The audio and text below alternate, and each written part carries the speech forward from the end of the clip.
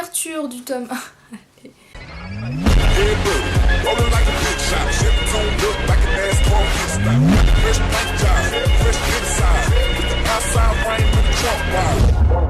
Salut tout le monde, aujourd'hui on se retrouve pour une nouvelle vidéo analyse manga. Petite information, maintenant la chaîne ce sera principalement du manga, un petit peu de gaming et plus de parcours.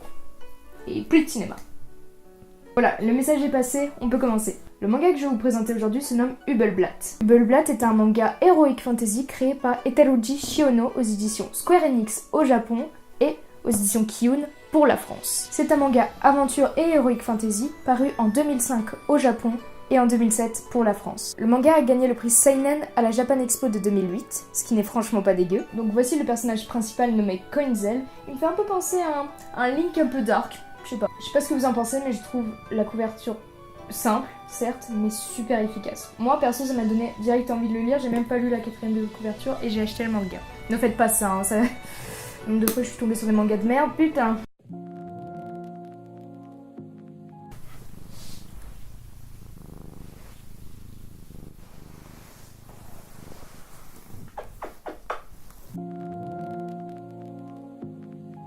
Donc qu'est-ce que raconte le manga? Le manga raconte l'histoire de Koinzel, un brave soldat trahi et exécuté par ses alliés. Koinzel se réincarne 20 ans plus tard en elfe avec un seul but, se venger. Et au passage, déglinguer l'Empire.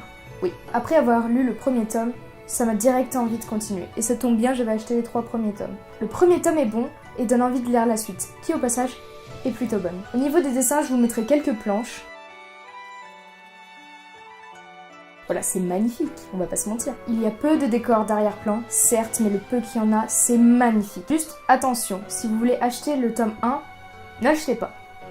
Pourquoi ne l'achetez pas? Je vous dis ça, en fait, parce que le tome 1, bah c'est le tome 0, juste ici, voilà. Parce qu'il y en a beaucoup qui peuvent se faire avoir avec ça, j'ai failli me faire avoir, c'est pour ça que je préfère vous le dire. Et également, deuxième attention.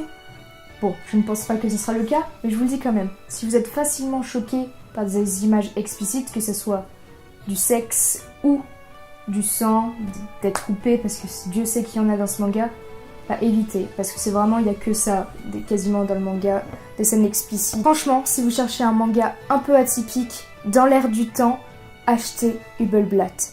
C'est un monde dark, avec des elfes, c'est stylé les elfes. Franchement, si vous passez dans un easy cash et que vous le voyez, achetez-le, c'est vraiment une source sûre. Voilà, c'est la fin de cette analyse manga, j'espère qu'elle vous aura plu. J'en ai fini avec cette vidéo, c'était Cape Girl. Salut.